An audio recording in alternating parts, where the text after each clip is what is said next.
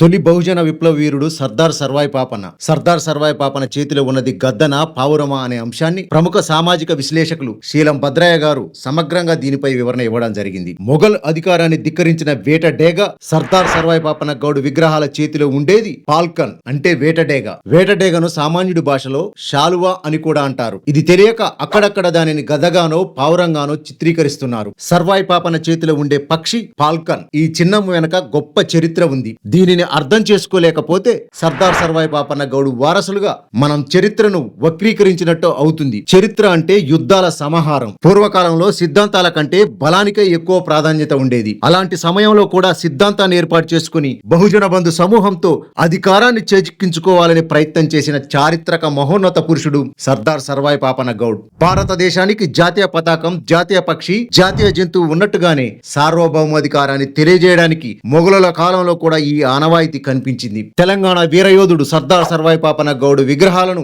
లేదా చిత్రపటాలను చూసినప్పుడు ఆయన చేతిపై ఒక పక్షి కనిపిస్తుంది. దురదృష్టవశాత్తు కాలక్రమేణా ఆ పక్షి రూపం మారుతూ వస్తుంది. కొందరు దానిని గద్దగా, మరికొందరు శాంతికి చిహ్నమైన పావురంగా, ఇంకొందరు కేవలం ఒక పక్షిగా చిత్రీకరిస్తున్నారు. అవగాహన లోపంతో ఇలాగే వదిలేస్తే భవిష్యత్తులో అది చిలుకగా మారిన ఆశ్చర్యపోనక్కర్లేదు. కానీ చారిత్రక వాస్తవాల ప్రకారం ఆయన చేతిలో ఉన్నది ఫాల్కాన్. గద్దకు, పావురానికి మరియు ఫాల్కాన్ పక్షికి మధ్య ఉన్న భేదాన్ని అర్థం చేసుకున్నప్పుడే పాపన్న గౌడ్ వ్యక్తిత్వంలోని అసలైన గాంభీర్యం మనకు బోధపడుతుంది. ఫాల్కాన్ మరియు గద్ద రెండు వేట పక్షులే అయినప్పటికీ వాటి నైజంలో చాలా తేడా ఉంది. గద్ద తన శక్తిని, పరిమాణాన్ని నమ్ముకుని వేటాడుతుంది. కానీ ఫాల్కాన్ తన వేగాన్ని మరియు ఖచ్చితత్వాన్ని నమ్ముకుంటుంది. ఆకాశంలో ఒకే చోట కదలకుండా తన గమనాన్ని స్థిరపరచుకోగల శక్తి సామర్థ్యాలున్న ఒకే ఒక పక్షి ఫాల్కాన్. పాపన్న గౌడు అనుసరించిన యుద్ధతంత్రం కూడా సరిగ్గా ఇదే. అతి తక్కువ సమయంలో శత్రువుపై ఊహించని వేగంతో దాడి చేసి కోటలను బద్దలుకొట్టి జయించే నేర్పు ఆయనది. అందుకే ఆయన పరాక్రమానికి పాల్కన్ అసలు సిసలైన ప్రతిరూపం.